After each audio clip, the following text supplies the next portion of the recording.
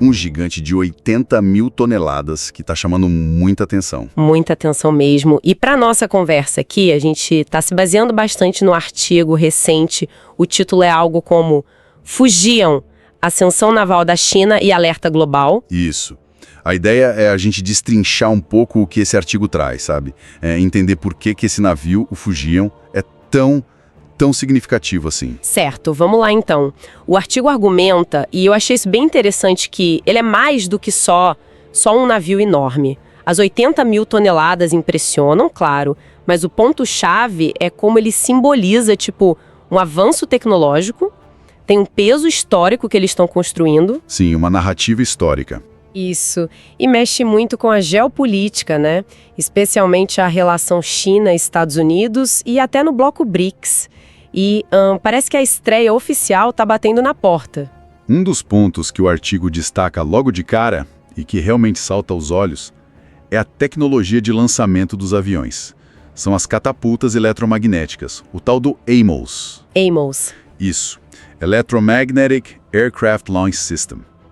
E o fascinante aqui que o artigo sublinha bem é que essa tecnologia era tipo até ontem coisa exclusiva da Marinha Americana. Só eles tinham nos porta-aviões mais novos da classe Gerald Ford. Nossa, e qual a diferença que isso faz na prática? Por que é um salto tão grande para a China, como diz a análise? Então, a fonte que a gente está usando detalha algumas vantagens que são, assim, cruciais. Primeiro, com o AMOS você consegue lançar aviões mais pesados. E com mais frequência também. Ah, mais pesado e mais rápido. Isso. Bem mais eficiente que os sistemas a vapor antigos e, principalmente, muito superior àquelas rampas inclinadas tipo ski jump que a China usa nos outros dois porta-aviões, o Liaoning e o Shandong. Entendi. Isso significa, na prática, que o Fujian pode operar caças com mais combustível, mais armas, ou seja, eles vão mais longe. O raio de ação aumenta. Faz sentido. E tem mais. O EMAUS força menos a estrutura do avião no lançamento. Desgasta menos, sabe? Então a vida útil da aeronave aumenta. Precisa de menos manutenção.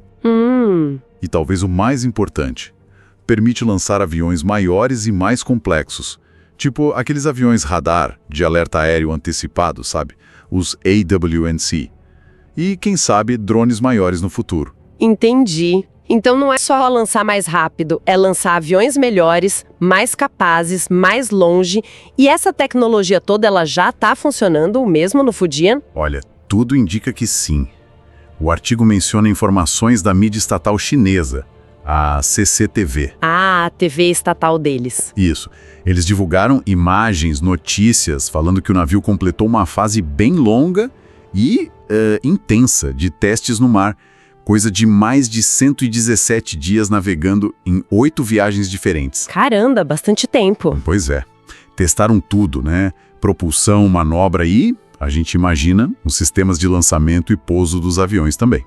A mensagem que Pequim parece querer passar, segundo a interpretação do artigo, é essa. O navio está pronto para operar. E essa ideia de pronto para operar leva a um ponto que eu achei fascinante no artigo. O possível timing do comissionamento oficial, da entrada em serviço. Sim, tem uma especulação forte sobre isso. O artigo fala que pode ser em setembro, né? E que a data não seria por acaso, teria um significado bem específico. Exatamente. O artigo explora muito essa dimensão simbólica.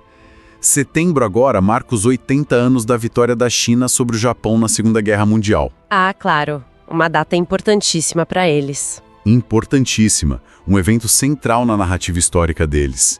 Então essa coincidência, na visão da análise, seria totalmente calculada, intencional. E aqui a análise fica realmente interessante.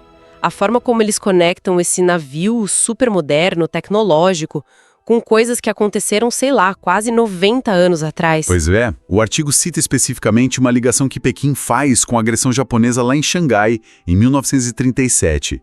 Especialmente o bombardeio da cidade por um navio japonês, o cruzador Izumo. Exato.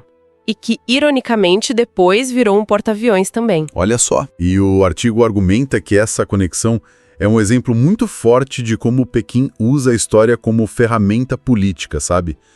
Eles colocam lado a lado a imagem do Fujian, símbolo dessa nova força naval chinesa, com a memória da vulnerabilidade, da agressão que eles sofreram lá atrás. A narrativa que se constrói é de justiça histórica. Justiça histórica? Isso. O Fujian não é só uma arma. Ele vira a materialização da superação da China.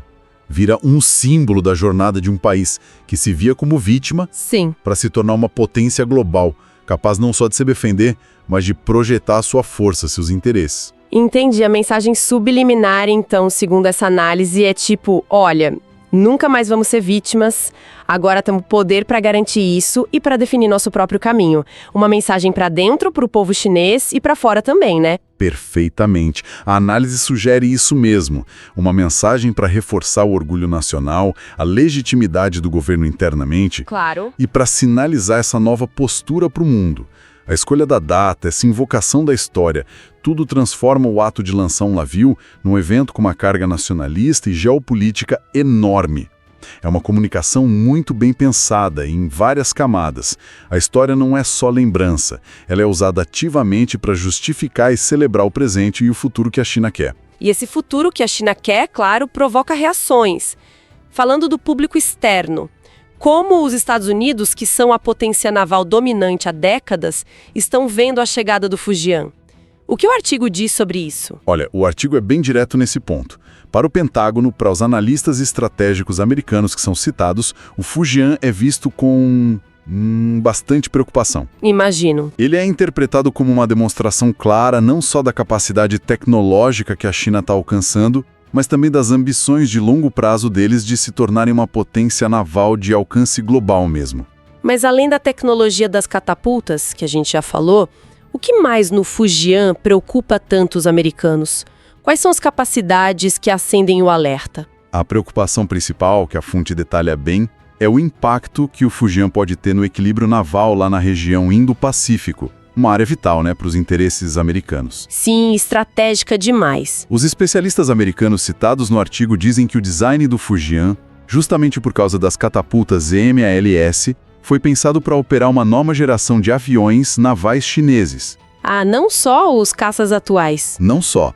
Inclui caças mais avançados, sim, mas principalmente caças furtivos, os stealth. Provavelmente o J-35, que seria a versão naval do caça J-20 deles. Caças furtivos embarcados. Exato. E também aqueles aviões de guerra eletrônica que a gente mencionou antes, tipo o KJ-600, que é parecido com o E-2 Hawkeye americano. Essas aeronaves de guerra eletrônica, por que elas são tão importantes assim num porta-aviões? Qual a diferença que fazem? O artigo explica bem. Esses aviões são o que a gente chama de multiplicadores de força. Eles são cruciais. Multiplicadores de força? Isso. Eles podem detectar, podem interferir, podem até neutralizar os radares e as comunicações do inimigo. Basicamente, eles podem cegar e ensurdecer as defesas adversárias. Nossa! E, ao mesmo tempo, eles protegem a própria frota, o grupo de batalha do porta-aviões, contra mísseis guiados por radar, outras ameaças eletrônicas. Ter essa capacidade ali, orgânica, lançada do próprio Fujian, aumenta demais a chance de sobrevivência e a força de ataque do grupo naval chinês. Entendi.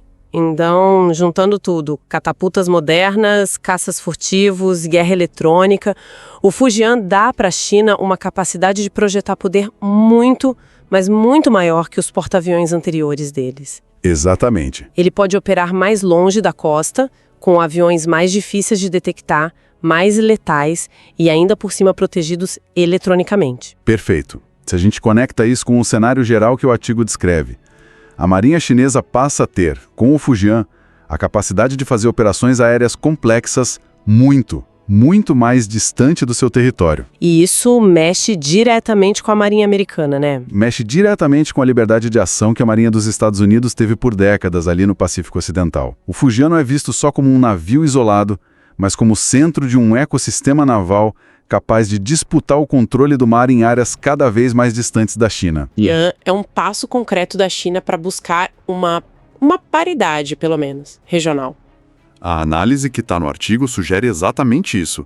É visto como um esforço consciente e bem-sucedido até agora para diminuir a diferença tecnológica e operacional em relação aos Estados Unidos, principalmente na aviação naval embarcada, que é o coração do poder naval americano, né?